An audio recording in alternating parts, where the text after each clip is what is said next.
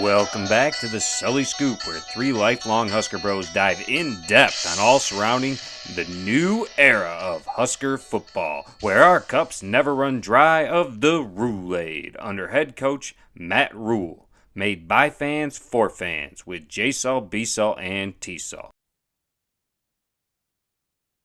We are back here on your favorite Cornhusker podcast. That's the Sully Scoop. You're here with the Sullys, and joining us this week to go through the huge W out in Lincoln is our friend, our foe. He's coming in from Omaha, Trevor. How's it going, everyone? Thanks for having me. I'm excited to be here. Yeah, welcome Trevor. Man.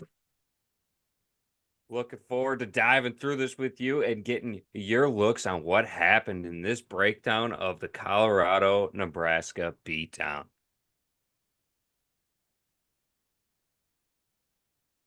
Well, I'll start this one off. B-Cell, don't you even worry. Because I'm going to tell you right now, anybody outside of the state of Nebraska might have been surprised by this game, but everyone in the state of Nebraska who follows Nebraska expected this game. I mean, this is exactly what we thought it was. Why do you think the ticket prices were that high? We weren't going to jump the ticket prices over $200 to, watch our team get crucified at home. Heck no. We were crucifying Colorado, and that's why the ticket price was so high, because that's what everyone wanted to see. Yeah, I think my biggest takeaway here is this run game is really not. We came out of the first game thinking it was a four-headed monster. This is a two-headed monster led by Dante Dowdle. And Ramir Johnson, is right there as well. He had that long touchdown run that was called back on a phantom hold. He had the tip catch for a touchdown there. I think those two guys are really the top offensive weapons that are going to be most consistent for Dylan Raiola here this year. Yeah, B-So, what I want to say about Dylan Raiola here is I love that this game didn't have to fall in his hands, because that's how good our team is. Like, Raiola played good, but he didn't have to test the defense because our running backs were getting holes, because our offensive line was getting blocks, and because ultimately our defense shut him down. Now, what do you mean he played good? There was pressure in his face the second half pretty consistently, and he came out of there without giving up a sack. That says a lot right there. I just mean, like, he didn't put up like a Heisman performance. Like, he had a solid game, but he didn't have like a great game that people are going to talk about for weeks. Now, T-Cell, it's interesting you bring that up, because I will say that Dylan Raiola's odds to win the Heisman did get better after this win against Colorado. I think that's just because we're finally seeing a Nebraska quarterback that doesn't want to lose the game. That's not going to go out there and blow a game. What I think is very interesting, if you go by the win probability on ESPN, at halftime, the Huskers had a 99.3% chance of winning the game. Let me tell you something. I would love to go into every game at halftime and have a 99.3% chance of winning the game. But I do want to say Raiola had a good game, a great game for a freshman. Did not let the big moment get to him, but it's really coming down to our defense. Our defense is going to keep us in every single game, and I would honestly say our defense is the reason we won this game. 6 sacks on Shedeur, kept the pocket closing on him, and that's why he had to get rid of that ball pretty quick. And for once, we don't pick a pick six during our podcast here. We didn't pick a pick six, and we finally had a pick six. Yeah, Trevor, what do you think? What do you think the game came down to at this point? I think what it came down to is the fact that Huskers just broke Colorado by the half. Colorado looked completely and utterly broken. Rule had a few comments of, it wasn't really a game in the second half. And it wasn't a game in the second half because it seemed like Colorado just had completely given up. I haven't seen Nebraska break any team as long as I've been watching them, and Colorado was completely shell-shocked. I think there's probably a lot of things a lot of people have talked about, wanting a bigger second half, wanting to see them put up even more points. But honestly, with the stadium, what it was, with the amount of recruits that were there, with it being on prime time, I'm not sure it could have gone any better. I totally agree with you there, Trevor. And ultimately, I don't think that you had to do anything spectacular on offense. I don't think you need to go drop 50 points. You just had to close the door in the second half that the team hasn't been able to do the last couple of years. And that's exactly what they did. And then you also, if you have plays and trick plays or whatever, you didn't have to expose any of that. So, you just kick the can down the road for the next guy when you actually do need to bust that out. Yeah, I think that what you tell me that we don't score in the second half, I'm going to think it was a pretty rough game for the Huskers, and it would be not one I want to go back and look at. If you're going to come out of the game and tell me we won 28-10, forget what quarter we scored in. That's a beatdown. That's a beatdown on the big show, the big stage. That's a late game against a rivalry team like Colorado, who's got all the athletes in college football, arguably the best college football player on the field in Travis Hunter, and he was locked down. Now, JSL, he did have 100 yards receiving, but I like the fact that we kept him out of the end zone. We're not giving him that. Yeah, I think one thing that I took away, even though the second half wasn't big scoring wise, it was nice to kind of get Bushini a little bit practice there punting the ball. Because once you get into that Big Ten play, the more reps he's got punting the ball, when you have those games that are grueling and fought in the trenches, I mean, 5 punts, 3 inside the 20. You can't ask for really much better than that. And Dylan Raiola, too, coming out and trying that little pooch punt. I mean, missed it by a couple feet there. See, and holding Travis Hunter to 110 yards is locking the kid down. That is the best player on the field anytime he takes the field in college football. I think that is locking him down, especially when Jimmy Horn only went out there and had 26 yards. But I think it was phenomenal to see Shedeur go home, go crying, and leave the field early. He deserves all the heat that he's going to get. He had a QBR of 24, and all the scouts were there to see it. This kid is not a number 1 overall draft pick. He's not even a top 10 pick. Yeah, I agree with you there, Jason. He's definitely got some work to do. I mean, he'll be in the NFL for sure, but I don't think he's a top 10 pick. I haven't seen enough to say that he could be. I mean, Quinn Ewers is probably the number 1 guy in college football right now, or at least that's who I'd put my money on. But Beazle, you were talking about quarterback or all together? Quarterback. But Beazle, you were talking about punting and Bushini. Don't forget, one of his punts was at the 1 or 2 yard line, and that's ultimately what broke Colorado. To Trevor's point, is all of a sudden 2 plays later, we're in the end zone dancing. I mean, Colorado did not know how to react to the crowd noise. The moment was too big for them. And that says a lot because ultimately they got the spotlight every week. And the moment in Lincoln was too big for those guys. But to that point, the moment was pretty much going to be too big for Colorado last year. If we didn't give them, 4 opportunities with just giving the ball away, it would have just been the same thing last year. I mean, our offense was more talented than Colorado's last year.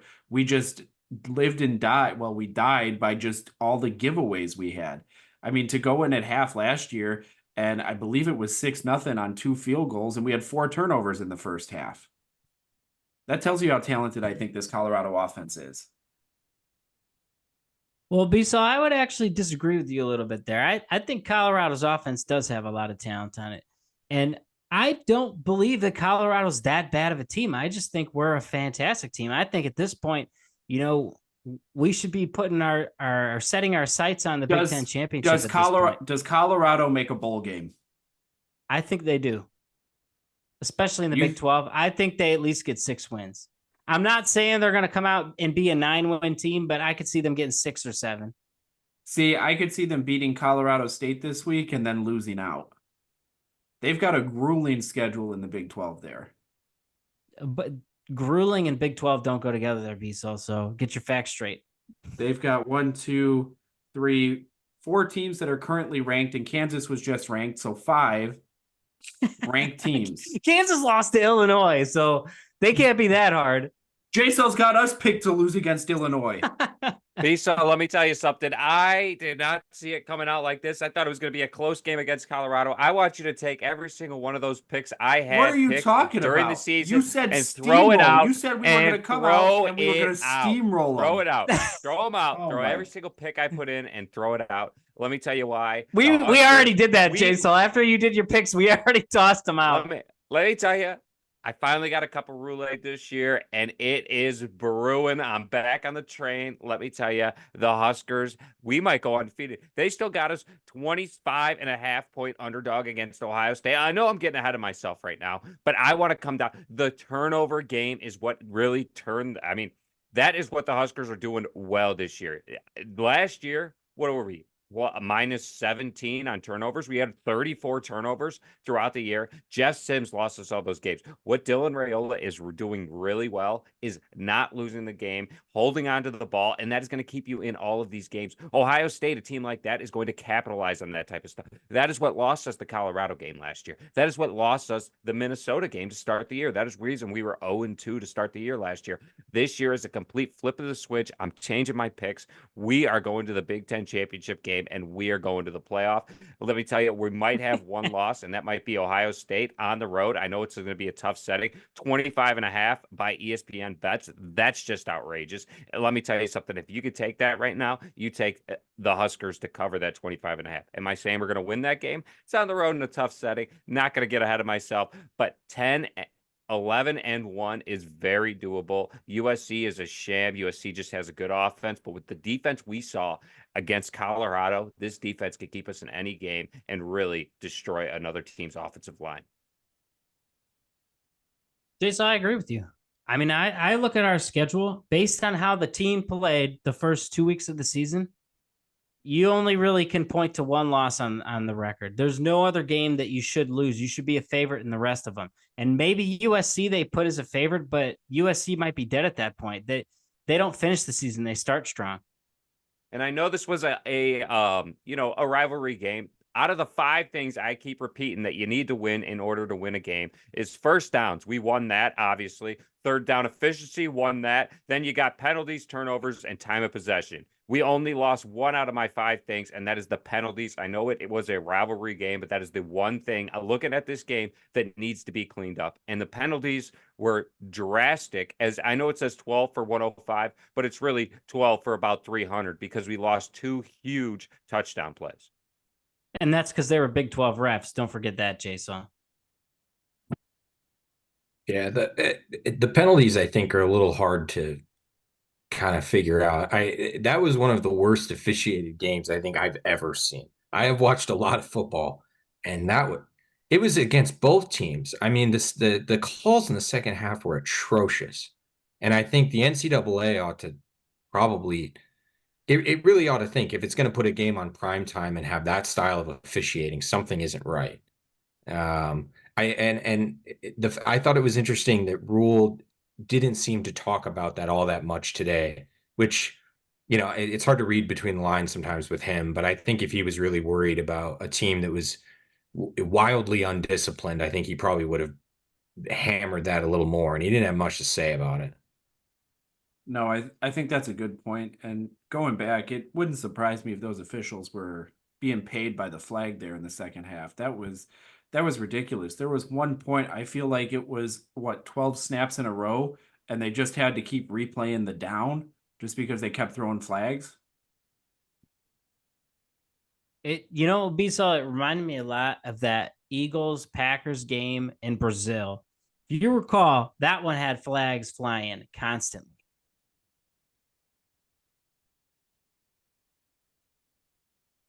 Why would that remind anyone of anything? Because nobody is watching those 2 terrible organizations play in Brazil and see a franchise quarterback get hurt because the grass they're playing on was a terrible field.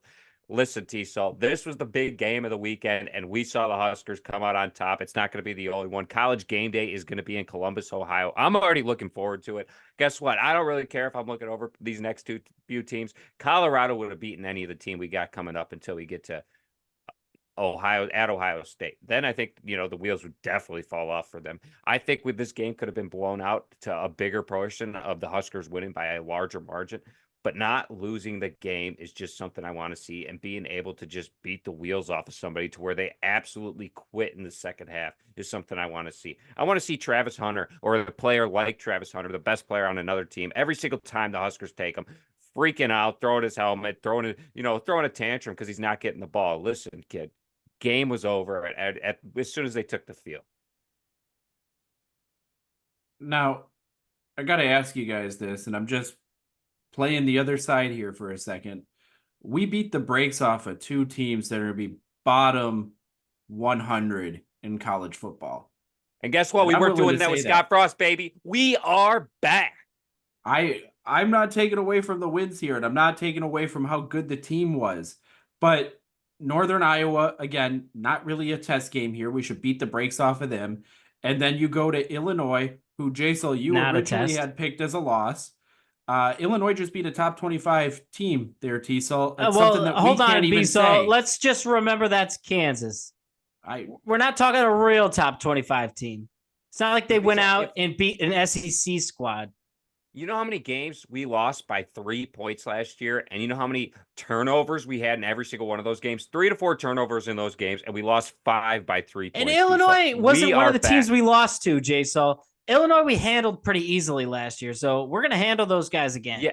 Yes, and when I was originally putting my picks in, I saw a veteran coming in Jeff Sims, and obviously his nickname, Jeff Throws a Pick Sims. He got that for a good reason. I've seen a freshman quarterback come out here, and that is why I'm flipping my picks completely.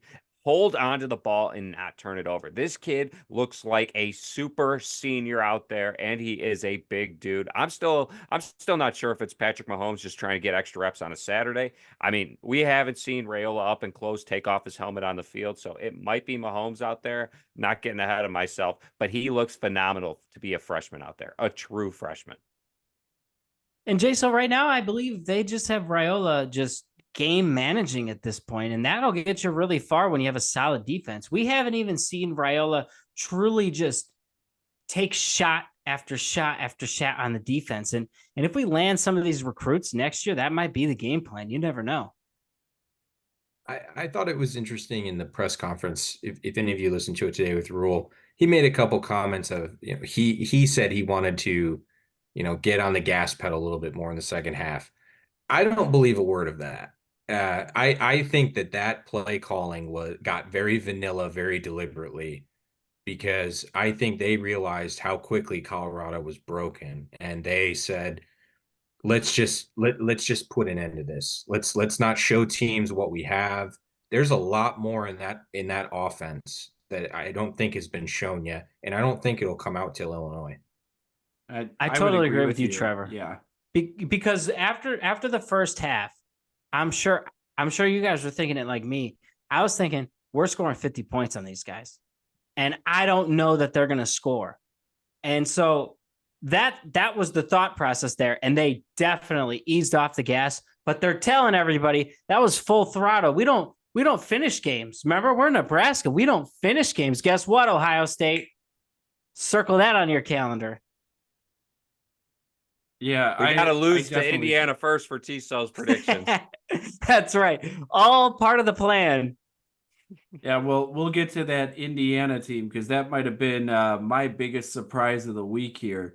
But no, I definitely think Nebraska's play call against Colorado definitely got vanilla quick. I'll agree with you on that. And I am curious to see how they felt when they went back to film and watch some of those plays that they missed by like half a step. Again, even though they're saying like, oh, we wanted to stay on the throttle and this and that. You had Ramir's touchdown run get called back. You had Jalen Lloyd's touchdown that went off his fingertips.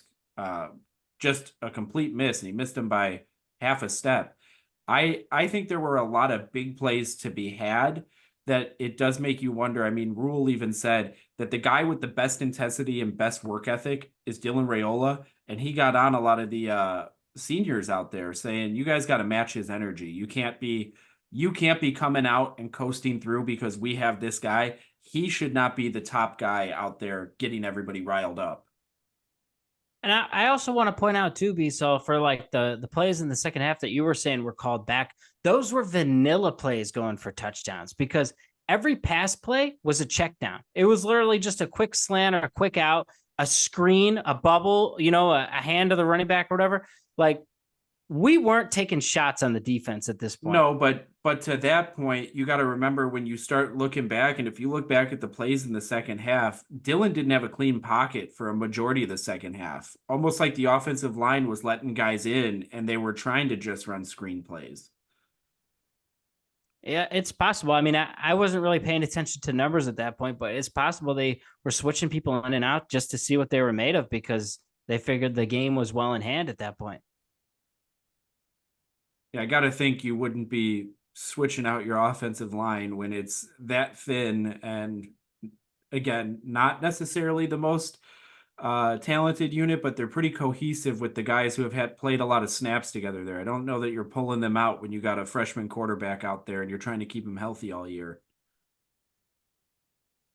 It was like 90% run plays anyways.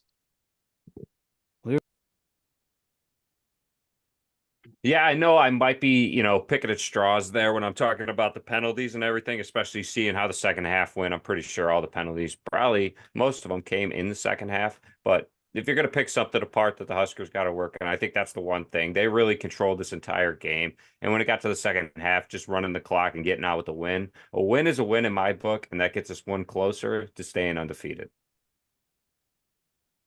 Yeah, and something I want to point out too, Jason, is like it's almost like we're in bizarre world now. Like last year, Nebraska, Colorado had all the hype.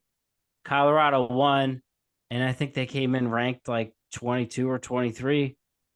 Coming again this year with all the hype, we win, and we're ranked now.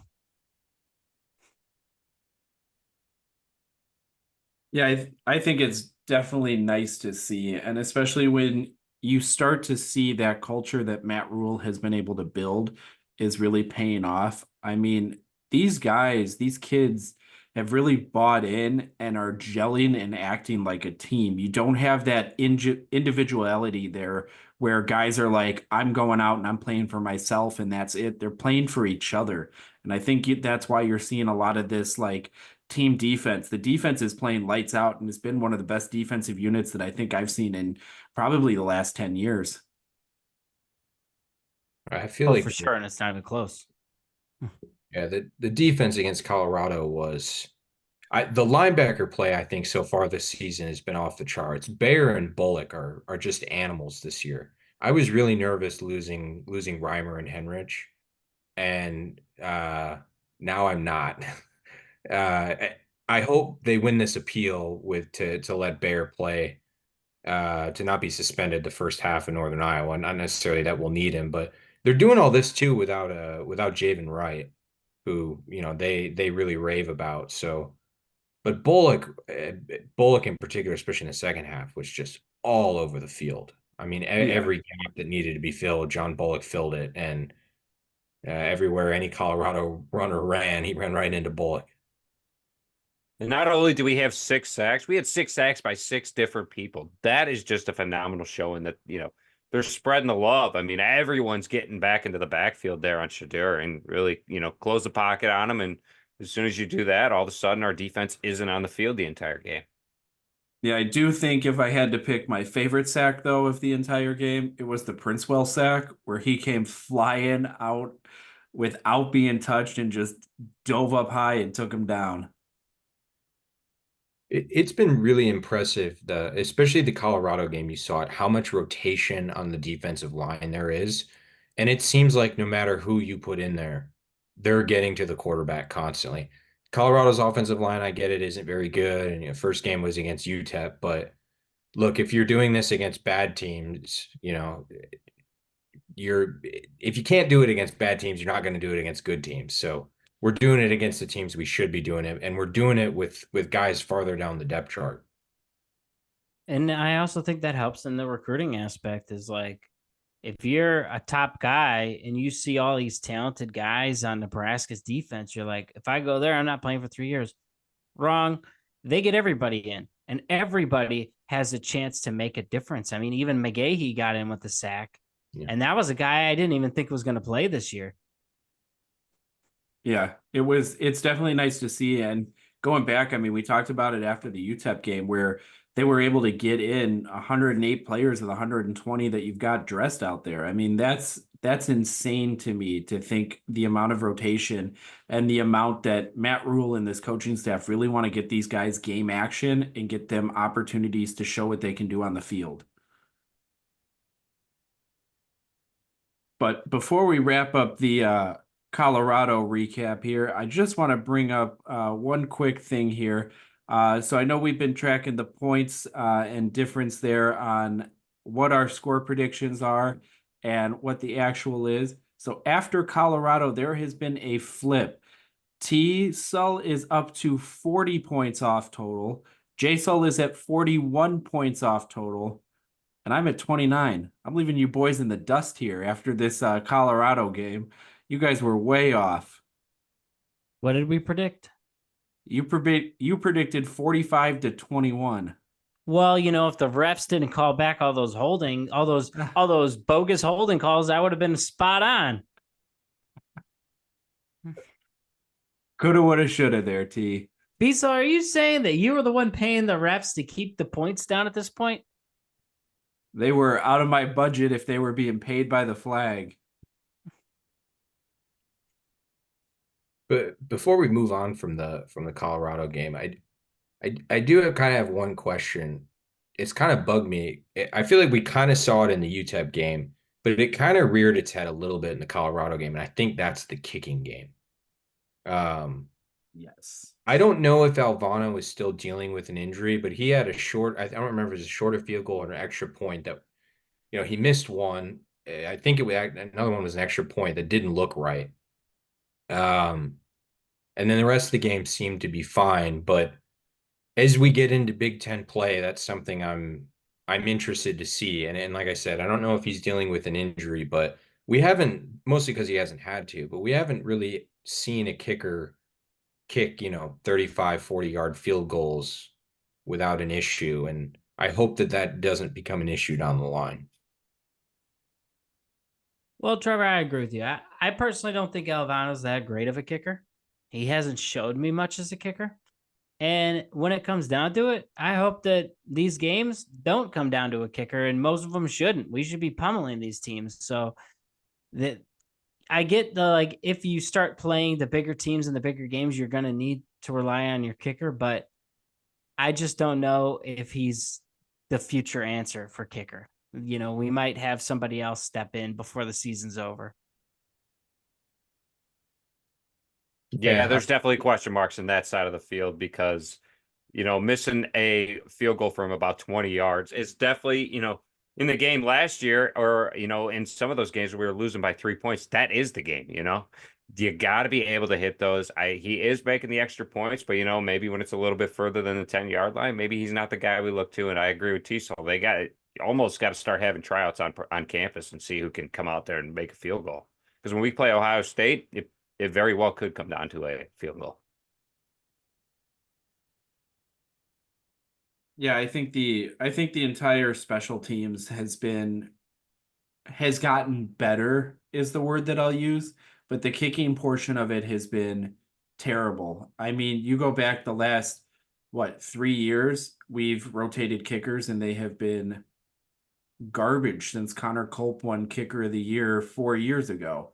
I mean, Culp came out the next year and was terrible. The year after that, we had Timmy Bleakroad, who couldn't hit water if he fell out of a boat. And then you had Alvano last year kind of took over for Bleakroad and looked decent. And this year, it's like all of a sudden you win the job and you don't know how to kick. So I'm hoping with you, I don't want to hope that a kid's injured, but I'm really hoping that it's just that nagging injury that he had from fall camp that's still there.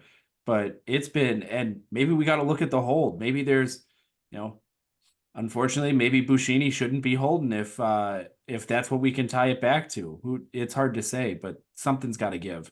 Well, Bisa, let me tell you something. I saw the footage. I saw the replay. The laces were out. It was a good snap, good hold. He just shanked it. And he wasn't that far off. It's not like some of those shanks we've seen where we're going for the game-winning kick and it doesn't even make the end zone and it's way left. It wasn't that far off. But the point is he's definitely not consistent and he needs to get better if he thinks he has dreams at playing for the NFL, because any NFL team watching him right now doesn't want him. Yeah,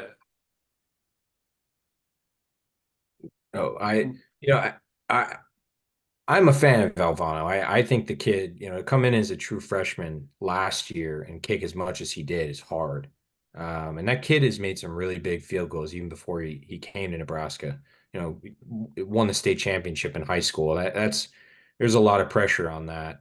But I hope what's going on is just kind of a lingering injury issue. But but it is concerning, I guess, if the team is putting him out there, and if some of these kicks, just aren't looking great. If he's the best, if push comes to shove and we need, you play a team with a good defense and you got to chip away with field goal after field goal.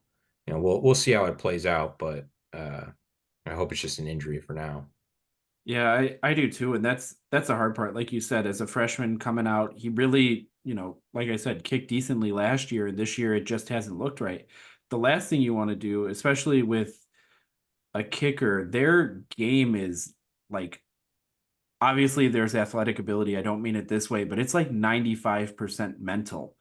And the minute that he loses that confidence that he's not going to be able to kick the ball, I mean, you see guys go through it. They get the yips and then they can't kick a field goal at all. They think they're going to shank it right and they pull it too far to the left. So I'm hoping Elvano figures it out. Maybe it is if it's a nagging injury. Maybe give him the week off. I mean, you shouldn't need him in a situation against Northern Iowa. Let the kid rest and let him, get his leg right.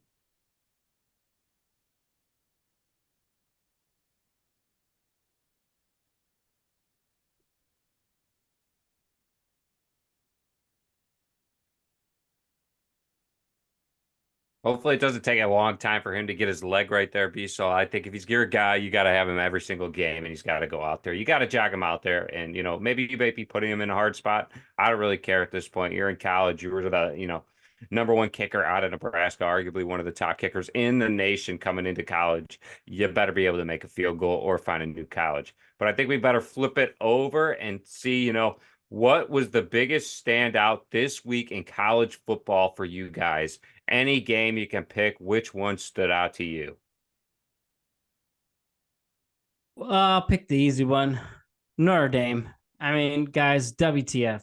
You're a top 10 team, number 5 in the country, and you lose to Northern Illinois at home. Yeah. Give me a break. And then they come out and they're still ranked 18. Give me a break on that. This isn't the 18th best team in the country. I can name you 40 to 50 teams that aren't going to lose to Northern Illinois at home. So, I mean, that's just favoritism being Notre Dame at this point. Pathetic. Ultimately pathetic. You cost your chance at the playoff. I don't care if you win out. You lost to Northern Illinois at home. You don't go to the playoff. I don't think you can pull them from a 12-team playoff. They're done there yet. They're absolutely done. I'm taking somebody with 3 losses if none of their losses are to Northern Illinois. You hear that, Florida State? You are still in it. Georgia Tech is a better loss than Northern Illinois, and so is Boston College. I could totally agree with that. And one other thing that Florida State has in their advantage is they could play in a championship game. Notre Dame does not have that. Florida State can't play in a championship game. They're already dead in the water in the ACC. And also to point out, too, like Notre Dame's next toughest game is Louisville. That's like the only ranked team they're going to play, because you could point at USC. USC's probably not going to be ranked by the time they play. Now, T-Cell, I believe Louisville is in that powerhouse ACC team you're talking about that Florida State could come out of. Yeah, and I'm not saying Louisville's coming out, and I'm not saying Louisville's going to be ranked by the end of the season, but it's likely they'll be ranked by the time they play Notre Dame. They play them in like 2 weeks, I want to say.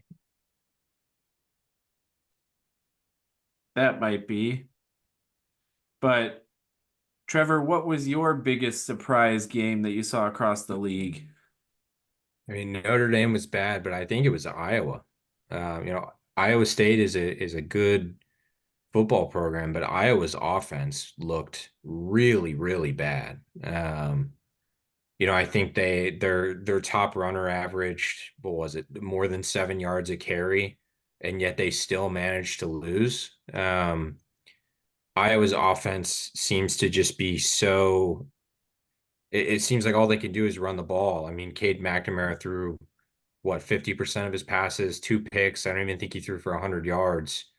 That they're gonna have, if that's what they're doing against a Big 12 defense, when they get into Big 10 play with some of the better programs, they're in for it. I know that's a big rivalry game for them, but I think they were playing at home, and I mean, how much is Cade McNamara making in NIL money? And I mean, they're just not getting it done. It's He's just probably it's wild to me. yeah. What He's a making fall too off of a much. career. What a fall off of Uh, a career. You go from arguably the top offense in the Big Ten to now you're the worst offense in the Big Ten, and you're leading the squad. You got the leashes there, or you got the reins, and you can't make a pass. You can't now, hold on to a game to win the game. If they pick up one more first down when they have the ball, the game is over. And unfortunately, he couldn't get it done. now, Well, Jason, Jason, you bring up an interesting point here. He couldn't get it done, and that I believe cost you your parlay that you had told everybody was a lock. And It so I gotta absolutely was ask a you, lock if they I gotta didn't ask have you, some imbecile back there at quarterback that can't make a pass. Listen, all you needed to do was make one more first down. You have arguably one of the top defenses in the college football, in all of college football, year after year, and you're telling me you can't get one more stop? No, you go to this prevent and just give up a 50 or 45-yard field goal. They were saying that this kid could make it from 65. Why are you in a prevent defense? They made it down into the field goal range in 3 plays. It was just an atrocious showing from Kirk Ferentz in a game they should have had won. Last year, they're up 14-0 at halftime. Let me tell you something. Game was over.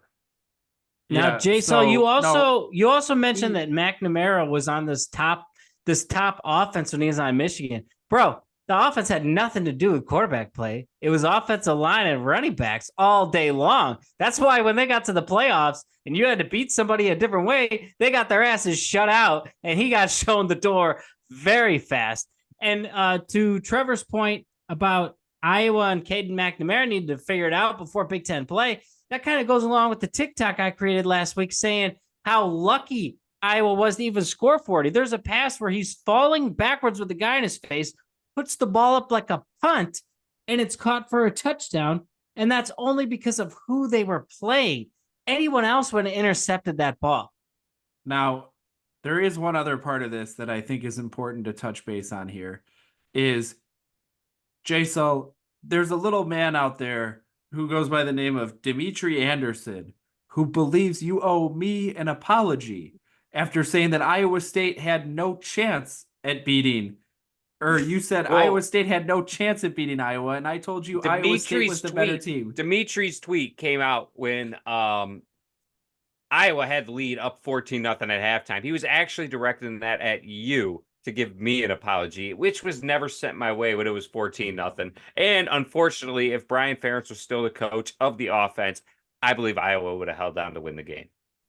Well, there's a reason Brian Ferentz got fired. It was originally they were going to hire Scott Frost, and that all fell through. So Scott Frost is in the NFL now. But Jason, what is your biggest surprise game of the week? Well, It's not really pick another playoff team. No, it is Jason, your playoff teams are falling like flies out there. That they are. And maybe that's why I put them in there, just to flip the Huskers in there, because I kept putting the Huskers, at a very high mark these past few years, and it just hasn't happened. So you want to know what I did? I flipped the script, and we went 6-6 this year. My biggest surprise, but really isn't my surprise at all, because I called it, was 19.5 Oregon was supposed to cover on Boise State. Boise State is not a good team, and they didn't even cover the week before. So let me tell you something. Oregon winning by 3 points against Boise State when they were up 7 with 10 minutes left. All of a sudden, I look back, Boise State's up 7 with 7 minutes left. Oregon is going to lose next week. It's going to be in a parlay of mine. Just wait. They're playing Oregon State. I believe they're a 16.5-point favorite right now, and that ain't going to hit, fellas. If you want to, follow me over there on at Sully28 on Twitter, you're going to be able to see my parlay come out. Yep, I will just take Oregon State to cover the 16.5 because Oregon is on the ropes and they are going to be losing a game shortly. You can't hold on to all these close games and get away with it when you're playing lesser competition. And Oregon is going to drop this game, lock in Oregon State at plus 550. It's an interesting take there, but I will have to wait and see. It's a rivalry game on both sides, not just for Oregon State. And Jason, as much as I would like to jump on you for this Oregon State bandwagon, I'm telling you right now, Oregon State is not going to beat Oregon. Oregon's going to drop a couple games, but it won't beat Oregon State. Oregon State beat that juggernaut Idaho State, and the juggernaut San Diego State. So yeah, they're not exactly battle tested either. Oregon State is one of the hardest places to play in all of college football, and Oregon You've been will be saying traveling that for in. years, but they lose a ton of games at home. Oregon will be traveling into a hostile environment as this is a rivalry game. And let me tell you, number 9 in the country will be falling. It is my next college football playoff team that I selected to hit the dust and crumble. So they're losing.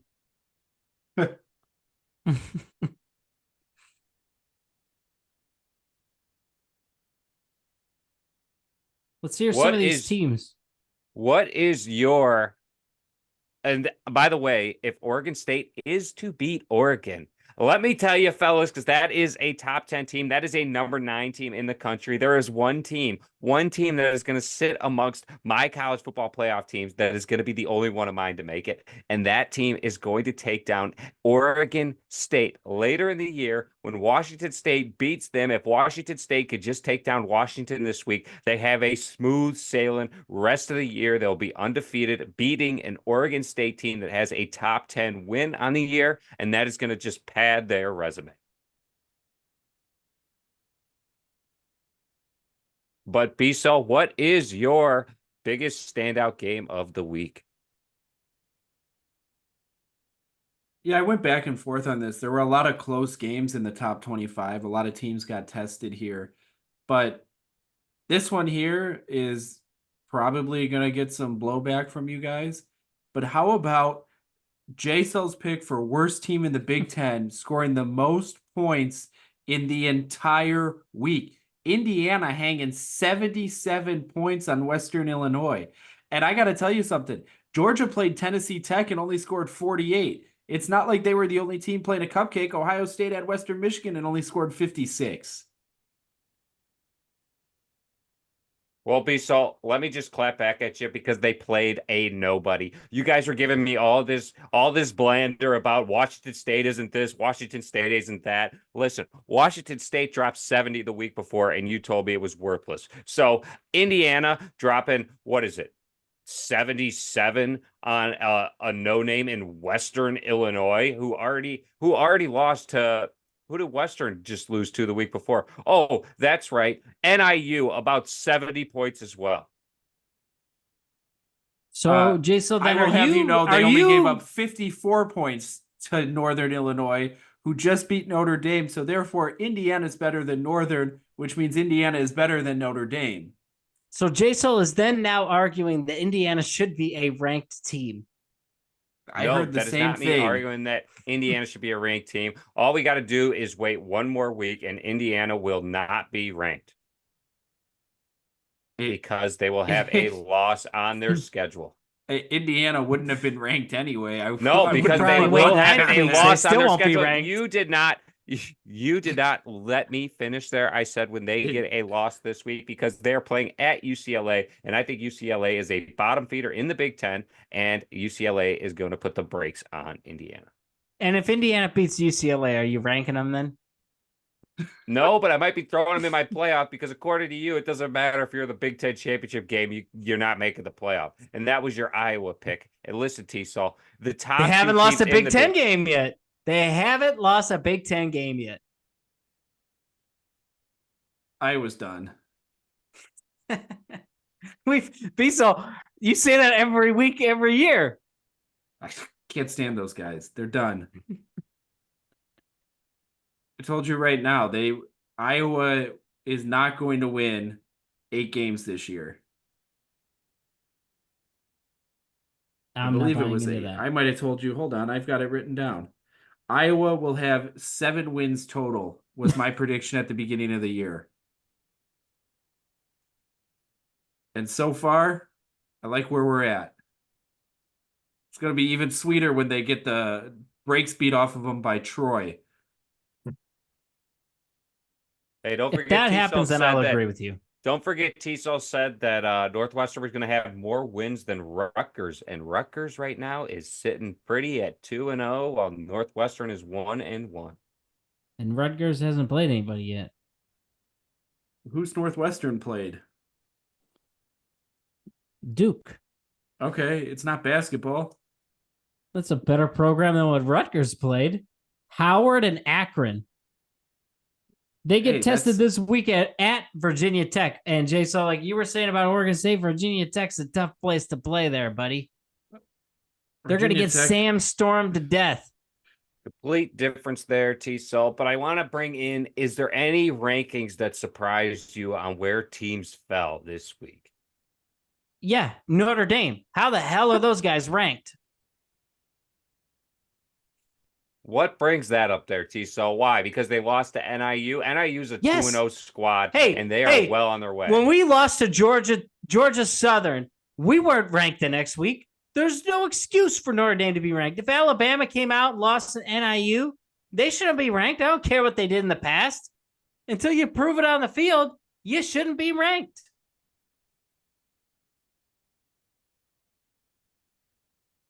Not going to disagree with that, but I guess if we're going to take that one and point that out, that Notre Dame, got a loss and they're ranked. How are they ranked above Clemson still? Because Clemson, while they do have a loss on their schedule, Clemson lost to the number 1 team. Arguably would have had a three-peat in the college football playoff if they were put in last year. How are they ranked at 22 and Notre Dame is still at 18?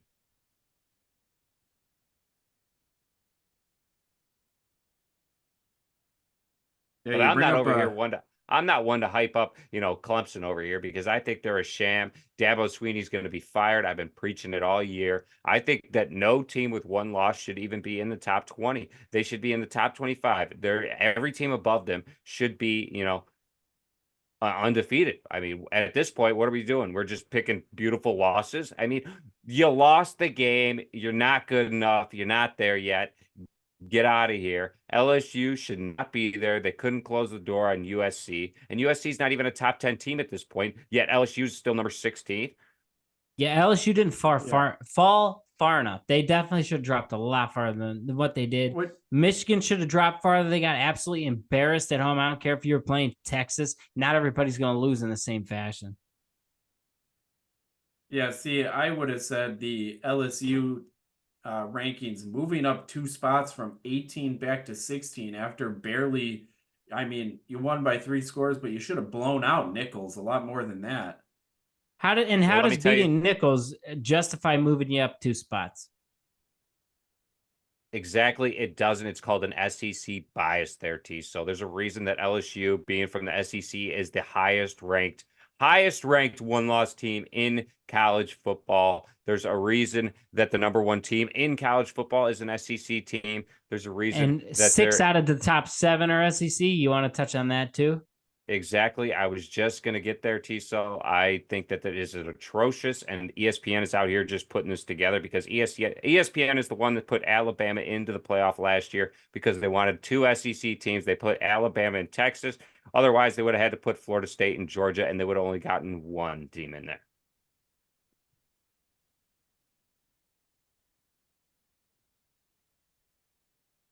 Any other rankings jump off the charts? Because I think Boston College is a damn good team and they deserve to be in the top 25.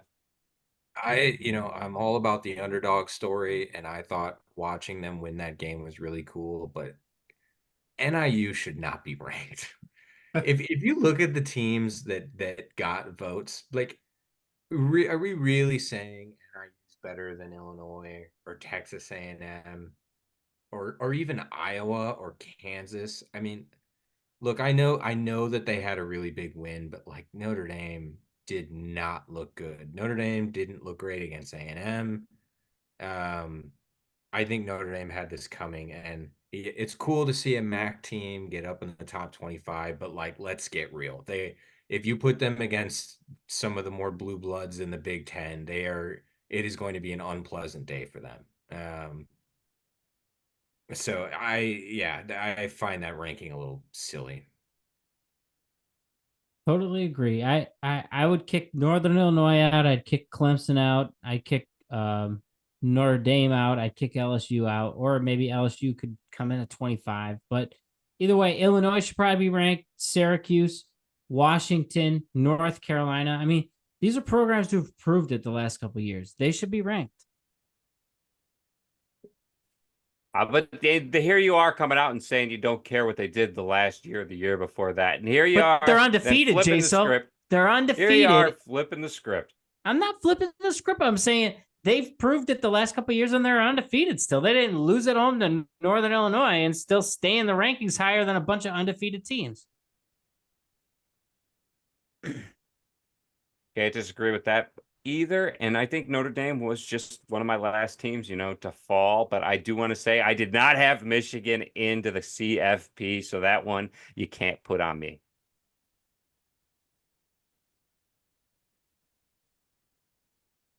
But we can flip it over here and give our predictions for this week as Northern Iowa travels to Lincoln, Nebraska. I got to know what you guys are feeling here. We got a powerhouse coming in Northern Iowa, who just took out Valpo week 1 and then St. Thomas in Minnesota week 2.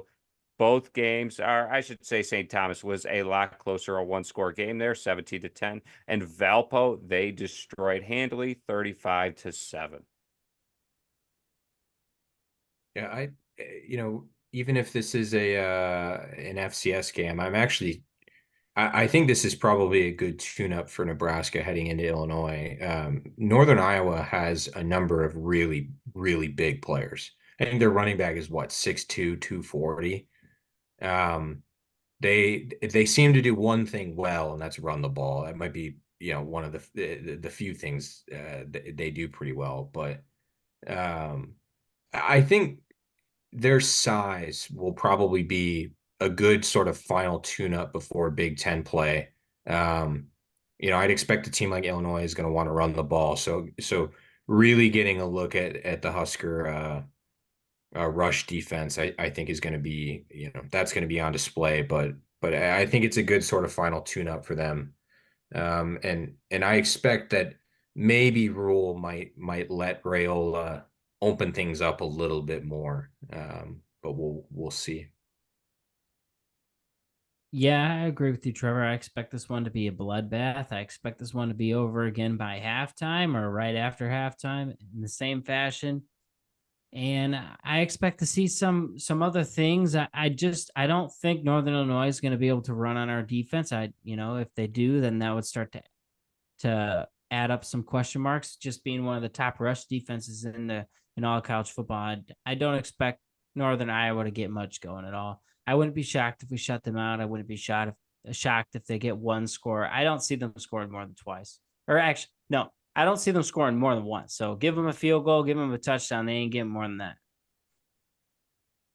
Yeah, it'll be interesting to see what they come out and do. I think that, the Huskers on offense, I think, we get Rayola some looks early in the first and second quarter. And I think by the third quarter, midway through the third quarter, I think he's out of the game. I think we have this one handily. I think we're going to run the ball a lot, see what our guys are made of, see if they can hold on to the ball. Hopefully we could punch in a few scores there, make it look pretty at the end. I'd love to see Harburg out there get a few more looks too, tune up this second team. Every live look they get in the game, even the younger guys, it helps them in their future and their development. But I do want to say that their quarterback, Aiden Dune, has a rating right now of 121. He's got 3 touchdowns to 0 interceptions. This kid's gonna look to throw the ball a little bit. Maybe we see a couple more interceptions added to his thing or added to his stat sheet there. And, we'll see if the Huskers can force him to pass the ball, if they could get ahead here early. Yeah, Northern Iowa is ranked in the FCS coaches poll right now at 21 in their rankings there. I think it's a get right game for the Huskers. I don't think Northern Iowa will be able to hang with us. I think it'll probably be over maybe midway through the third quarter, if not at half. I think the first quarter will probably be tight. I think Huskers are going to come out hopefully fairly quick. Hopefully the defense can hold them. But it wouldn't surprise me if that first drive in the first quarter is one that we're trying out some new things, and then it's like, okay, let's get back to what works, and then we're kind of clicking on all cylinders there. I expect this game to be very similar to the UTEP game. I would say that UTEP win of 40-7 probably looks very realistic here. I would say it's going to be 40-7. Yeah, I wonder what's going to happen to Ty Edwards, the running back over there for Northern Iowa's stats. His average right now, as he has 30 attempts on the year and 315 yards, he is averaging 10.5 yards per rush. I think that's the only thing they should be doing if they're looking to win games in the FCS. I mean, it's pretty hard to lose a game when you're getting a first down every handoff.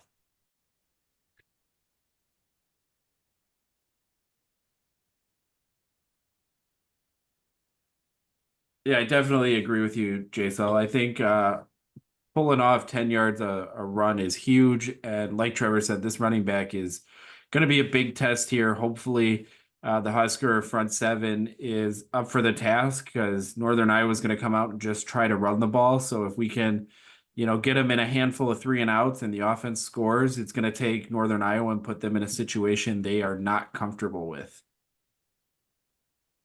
Yep, and that's why BSO my score is going to be very similar to yours. I think they're just a little bit worse than UTEP, so I'm going to pick a win of 42-3.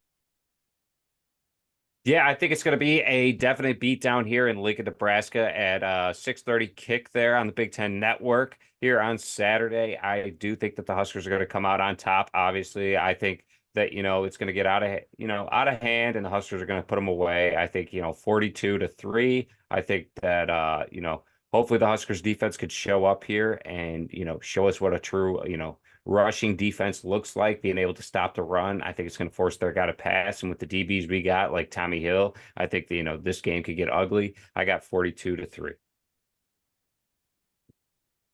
I got Just copying my sheet. I think this one's going to be similar, real similar, like you guys said, to the UTEP game. It'll get out of hand quickly, and once Northern Iowa realizes they're just not going to be able to run the ball effectively, this one's going to be over. So I got 45-7. What did you have there, Tiso? 42-3.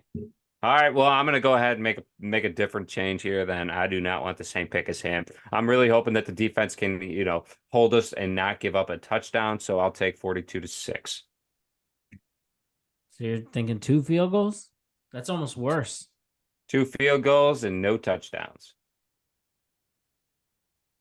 Yeah, I do think Jay, you mentioned something interesting here. Another night game for the Huskers, and it kind of goes against what our coach prefers. And I'm not sure if any of you saw the soundbite that really makes me fall in love with Matt Rule a little bit more. And it's that kegs, eggs, and football.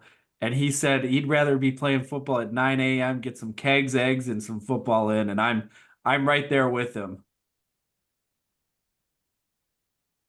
Yeah, the night game I think is interesting, but I think while it could be frustrating for the players, I think it creates an atmosphere around the team that is good for it right now. I certainly think playing Colorado primetime in a night game is good. I also just think if you want to play games in September, I'd rather play them, especially this weekend here in Nebraska. I'd rather play it kickoff at 6:30 than kick off at 11 when it's hotter than hell. I mean, it'll probably be upper 90 degrees down on the field if they were to kick off early. So I don't have a problem with it. I don't know. I've always favored the night games. Let's get some good grub going and let's get excited. I mean, for me, I choose night games number 1, morning games number 2, because I do like a nice hearty breakfast while watching football. It's the afternoon games are the ones that kill your entire day. Yes, and fellas, looking at the rest of the games that the Huskers have on the schedule, again, 3 out of the 4 games that are already booked are night games, which, I like to see myself personally. But the second highest ticket price out there is Indiana. How is Indiana's ticket prices the second highest for the games the Huskers got They going want to for 'em? see Raiola play, baby. They just scored 77. I think that's an atrocious take there, and I don't know anyone that's going to be spending 127 to go watch Indiana get their wheels taken off there. But I want to give a special thanks to Trevor for joining us here on the Sully Scoop. Yeah, thank you guys for having me. This was a lot of fun, and hopefully I can be back on here with you guys soon. Absolutely, Yeah, especially definitely. if we get a win this week, we'll have you back. Got to keep the luck rolling. Yeah. But don't forget to follow and like, and you can catch us at Sully_Scoop on Twitter or follow us on Instagram, Facebook. You can catch us anywhere you listen to podcasts, Spotify, YouTube, Apple, and our website is thesullyscoop.com. Go Big Red.